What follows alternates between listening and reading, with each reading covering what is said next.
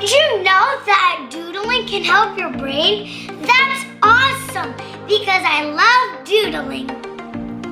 In this video, my daddy is going to talk about doodling and your brain. So stay until the end for some tips on how to doodle.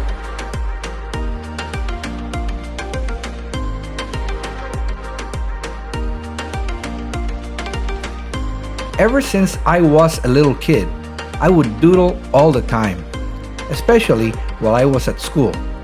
Classes bored me to no end, so I escaped the classroom and traveled to my own little world. The doodles varied from funny characters to letters to just about anything my mind could think of. Although doodling has always been thought of as some sort of daydreaming affair where the doodler just escapes reality and wanders off, recent studies have shown that there's actual benefits to different areas of our cognitive process. Among those discoveries, I think these are the four most important ones. The repetitive and rhythmic nature of doodling can help maintain your focus, improve your concentration, and even heighten your level of retention. In 2009, psychologist Jackie Andrade asked 40 people to monitor a 2.5-minute dull and rambling voicemail message. Half of the group doodled while they did this, and the other half did not. They were not aware that their memories would be tested after the call. Surprisingly, when both groups were asked to recall details from the call, those that doodled recalled 29% more information. It's been proven that doodling is not just a mindless exercise, but one that has a specific neurological and psychological benefit. While paying attention to a single voice or trying to focus on a specific topic, the brain stresses and becomes exhausted. Naturally, this will affect your retention. Doodling while listening prevents this stress and fatigue from setting in, hence improving your recall.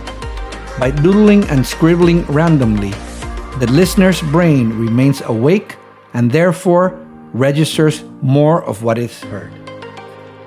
Freestyle doodling also helps your brain 1. Make sense of your past experiences. 2. Fill in your memory gaps. 3. Keep your focus on the present.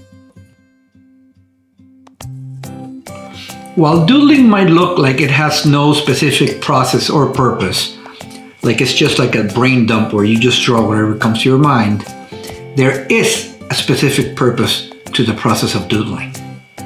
For example, when I feel like I'm on a creative block and can't come up with any new ideas, I just start doodling. More often than not, this exercise helps me break through that block and opens my mind to new ideas. This happens because studies have shown that when we doodle, new neurological pathways are connected and promote the activation of our prefrontal cortex. This stimulation engages the brain in new trains of thought, creating fresh neurological channels that will help you think clearer. Doodling will also help you break away from your daily routine and break a negative pattern that you might have established in the course of a challenging day, making it not only a motor skill experience, but an emotional one as well. This leads us to the next benefit. We already knew that practicing art in general helps the brain release endorphins and hence help regulate the levels of the stress hormone cortisol in our body. Doodling also increases the presence of alpha waves in our brain, which are conducive to a light meditative state, while at the same time stimulating our reward pathway on the frontal lobe, helping us feel fulfilled when creating the artwork. This whole process can steer us away from the daily stresses of our lives, and in a time where mindfulness is so important, doodling is the perfect potion to open your mind, practice being in the present moment, and be grateful for what we do have. It will help you recognize and express your emotions in a better way. Doodling is a great tool to spark both your creative side and enhance your organizational skills. These benefits come as a result of the combination of all the previous benefits coming together. For an artist, this process gets the creative juices flowing and allows for a maximum level of ideas to be presented in one place. Sometimes related, sometimes not, the brain lets loose and pumps out a variety of ideas that can be later translated into one single work of art. Doodling can also serve as a way to organize your thoughts and even your business plan. In a way, doodles can help clarify the brainstorming process. If you're a visual learner, you'll find that drawing out the plan makes a lot more sense than just writing it out. I have done several sessions of graphic facilitation for companies, and the results were amazing. Next time you have an idea that you want to develop, try drawing it out. Even if you think you have no skills, use basic shapes like stick figures, geometric shapes, and words. The process alone will help organize the flow of your idea better, and it will be easier for other people to understand your concept. Doodles are rough drawings, and as such, they don't need to be perfect. You can doodle with something as simple as a pencil or pen and a piece of paper, to a mechanical pen on a sketchbook, or even an Apple Pencil on an iPad. I personally doodle mostly on my iPad Pro, but I also enjoy using Sharpies on watercolor paper, which is the way I did it before iPads came around. The medium does not matter. What is important is the process itself. There are two main ways that I doodle. The first is with independent doodles, where the elements lie close to each other yet don't really touch.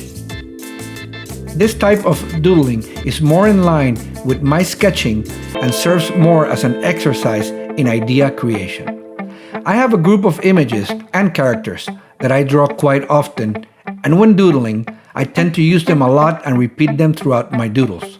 Hence, they appear quite often on my paintings. For me, this method helps me relax and gets my creative flow going. I usually start on one of the edges. I don't know why I do this, you can start anywhere really, and then work my way to the rest of the iPad. I don't think much about the final product, yet concentrate on what I'm drawing at that moment without having any expectations of how it will turn out. If I do have an idea wandering around in my head, I will add it to the doodle and see what happens. Once in a while, if I like any of the doodles, it will make it into a sketch drawing that I can later turn into an acrylic painting. The second type of doodling is the one where there is an interconnection between the elements. In this type, there's more of a pattern creation, and the doodle as a whole is more of a composition than just a random set of images like in the first type of independent doodling. I keep files with the different elements that I have drawn to use as reference when I need ideas, but I also keep practicing creating new ones all the time. You can always start by practicing basic geometric shapes like squares, circles, triangles, and basic lines. Draw them over and over and gradually add details to them, trying to create larger shapes with those elements. You can then move on to other common shapes like hearts, stars, clouds, and so forth. Learn how to create patterns with lines Get as crazy and elaborate as you want so you can later incorporate them into your doodles. Remember, keep doodles linear and simple when creating them. You can always add color and details later.